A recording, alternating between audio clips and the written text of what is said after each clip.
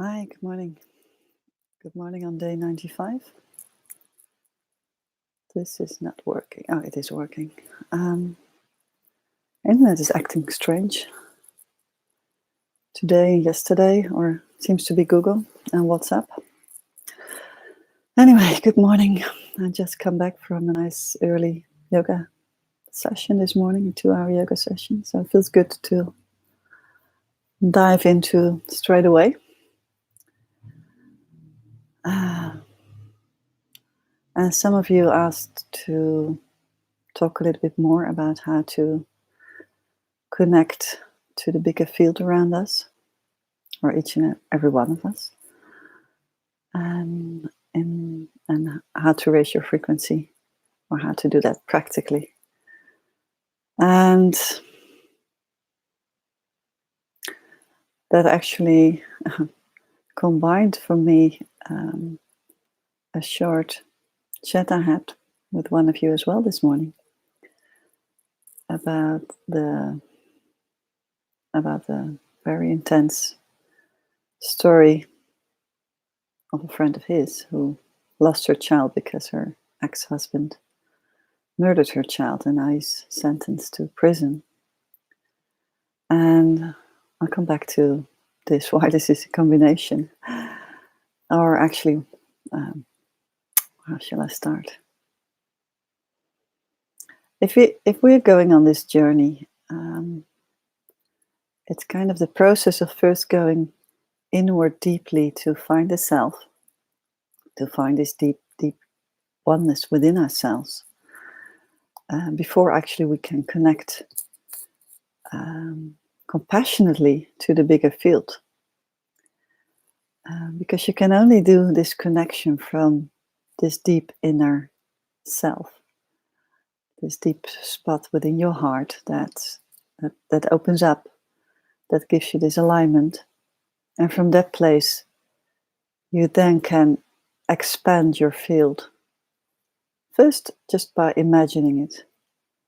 And at first, it's just by imagining it, it's just from the tiny space in the heart, it just becomes like the body, especially the upper body.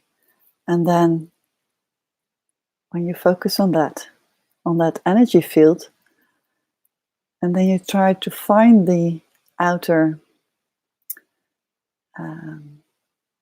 actually you've tried to find the boundaries of that field, and then you find out that there is no boundary, that it gets bigger and bigger automatically, because the more you find the boundary further outside of your body, you can feel that energy field is just expanding and expanding and expanding. And depending how deeply connected you are with the self, depends on how, at least in my experience, depends on how big the field is outside of yourself. So there's no mind in this process at all. There cannot be any mind in this process. It's just the only function the mind here has is perhaps the imagination of this bigger field.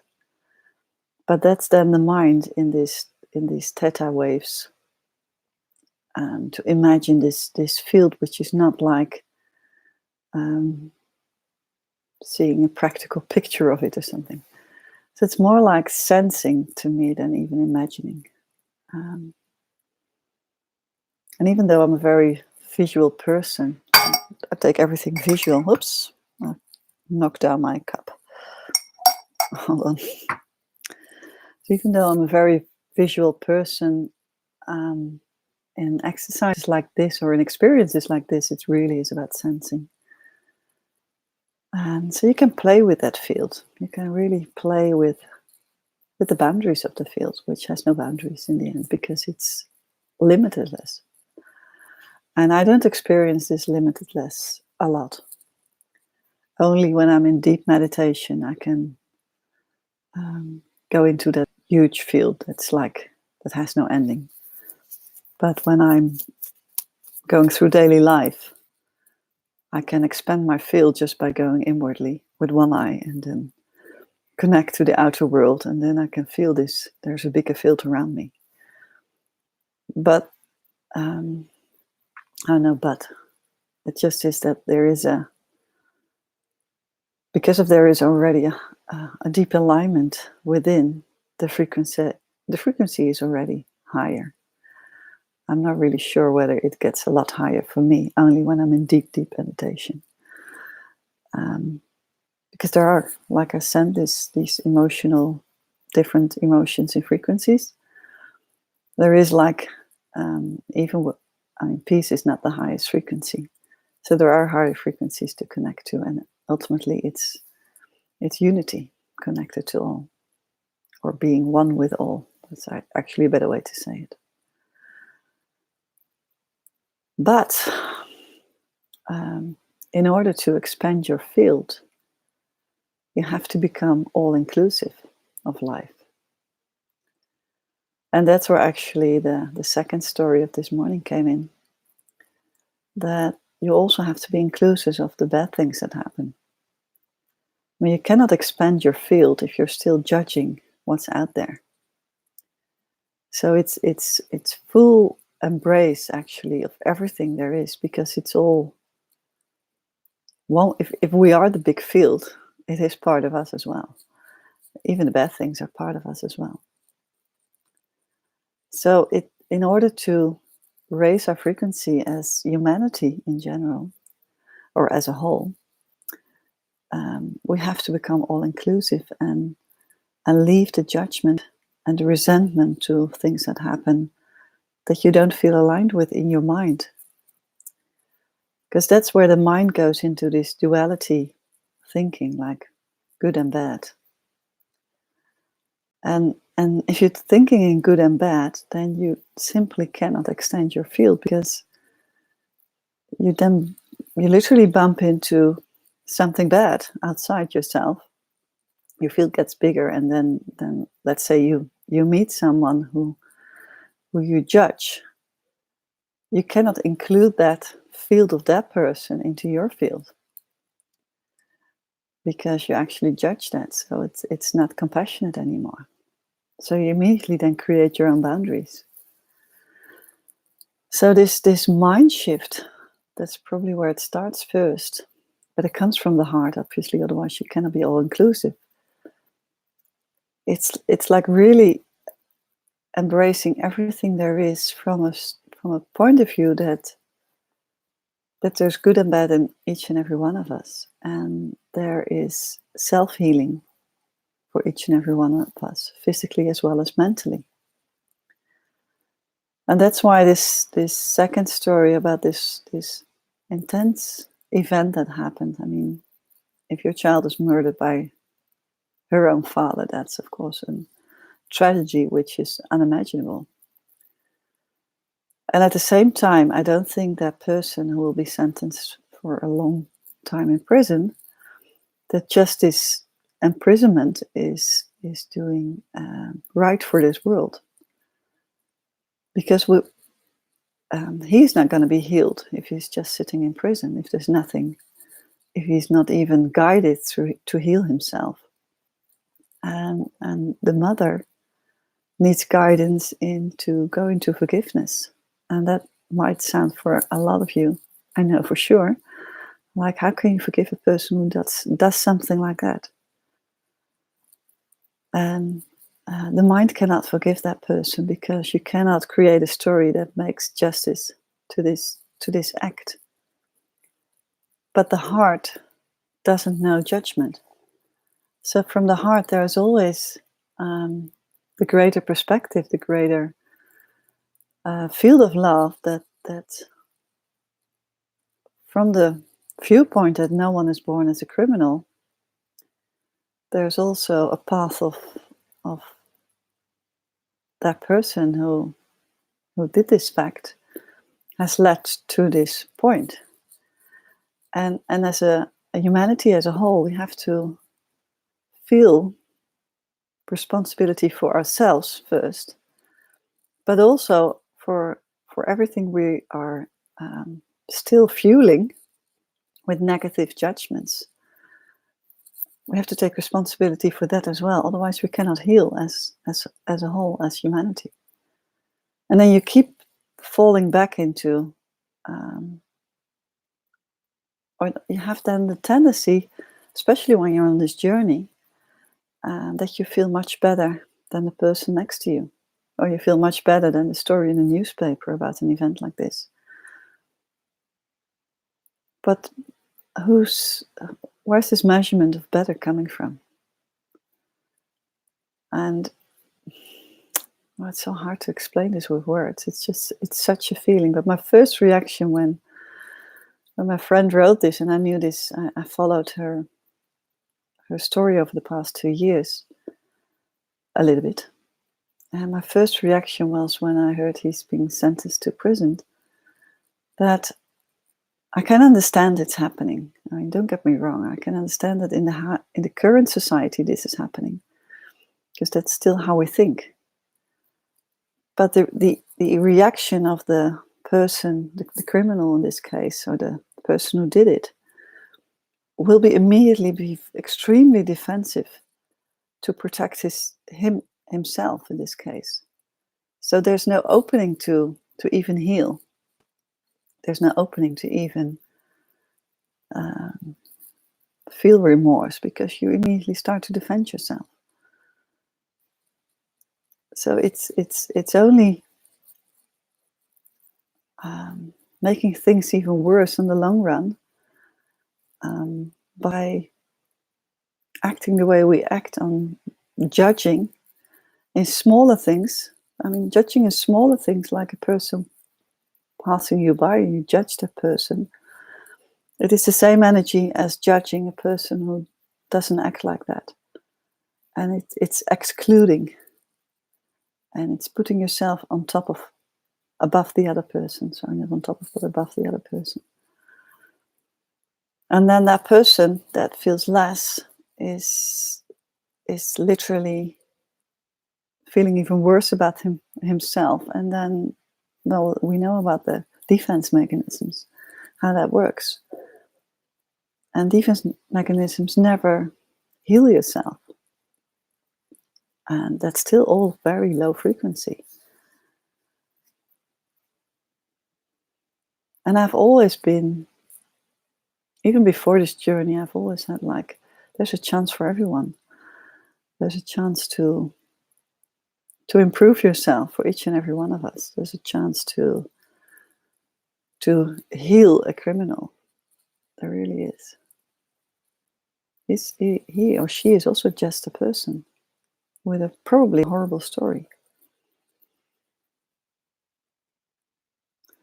And if we don't heal the person who acts these crimes, then we can never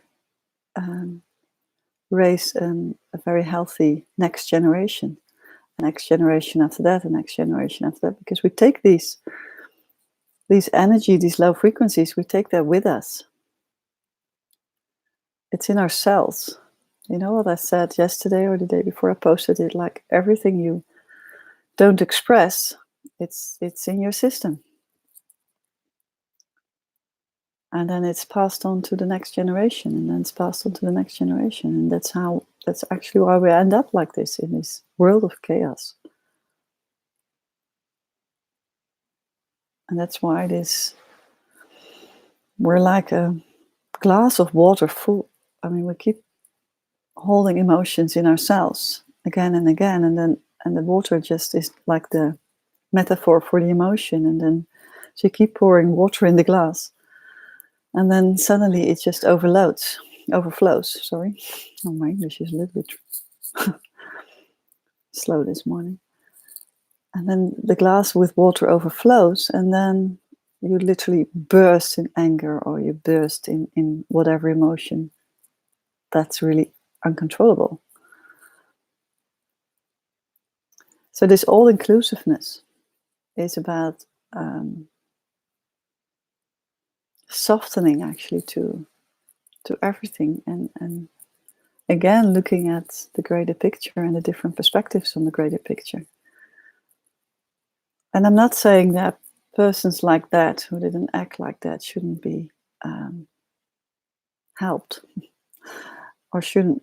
I don't like the word punishment. I think there is a punishment already in the act itself, because it's not natural to kill a person.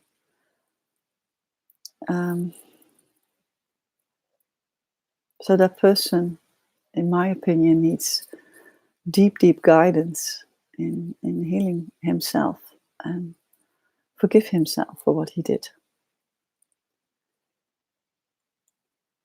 And I'm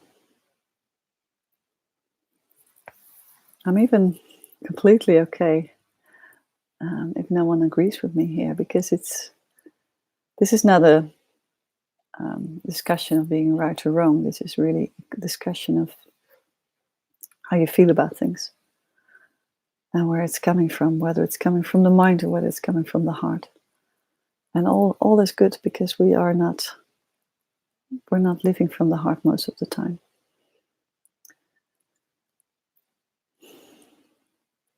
But if we, back to the field that we would love to extend, because it really literally lifts you up, like I'm doing already with my body when I talk about it. It literally makes you bigger. It empowers you.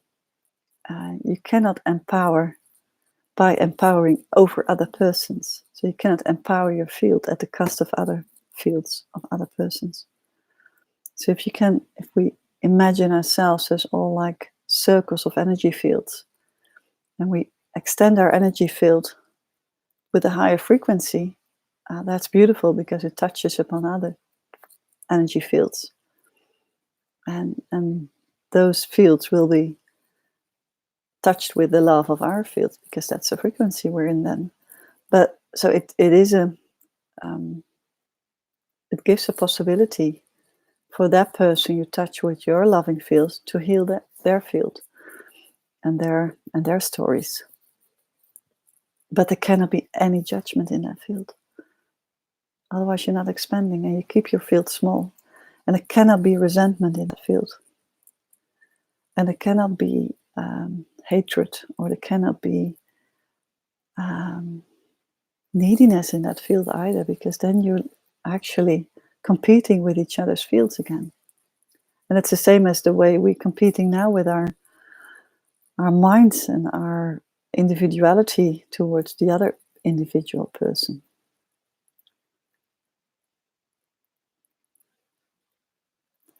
And this all-inclusiveness is really about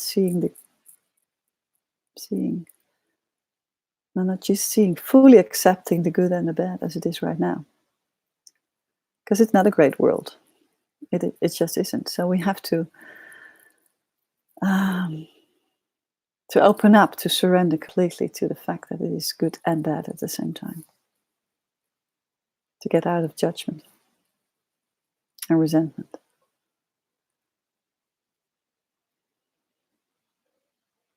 So if you practice your field, if you want to practice that, then I think it really helps to go into meditation first, in a silent meditation, and connect to your heart. And when you feel like you've dived deeper within yourself, you feel like this, you kind of more like this big sigh, like you almost relax into this deeper field. Then you can kind of expand your field by sensing the boundaries, looking for the boundaries, and see if you can first try to see if you can feel the room you're in with your energy. Try to see if you can feel every corner in the room with your energy, and try if you can sense that the things that are in the room are also an energy field as well. And then you can expand yourself outside of your house or outside of your room. And play with it. And be very honest here where you feel like you are not expanding anymore. That's okay. Just be there. For whatever reason you cannot expand your field there. That's good. Don't try to imagine you're as huge as a city if it's not really honest, because then it's just another trick.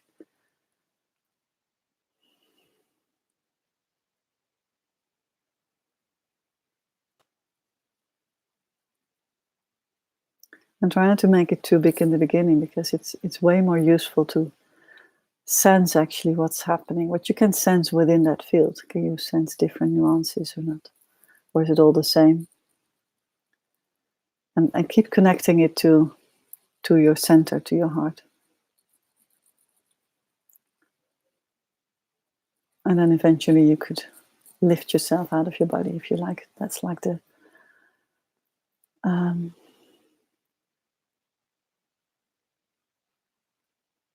well, I've got the word of this meditation. Anyway, it doesn't really matter.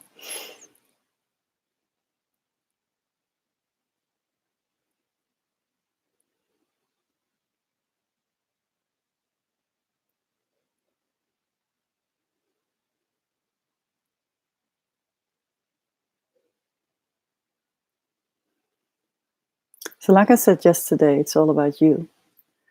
It's about you healing yourself. It's about you cleaning and clearing yourself at every deepest level you can think of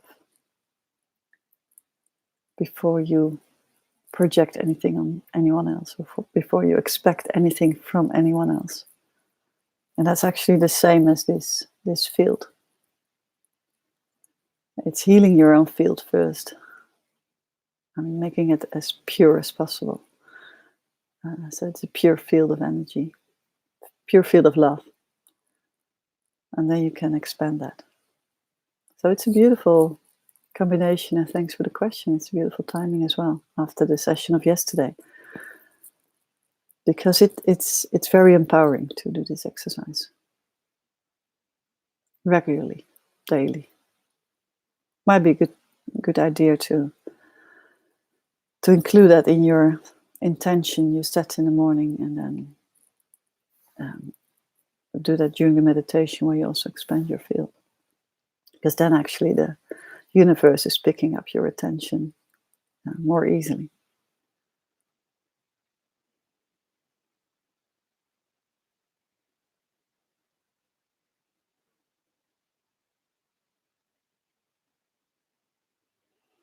Okay, that's it for today. And see you back tomorrow. Thank you. Bye.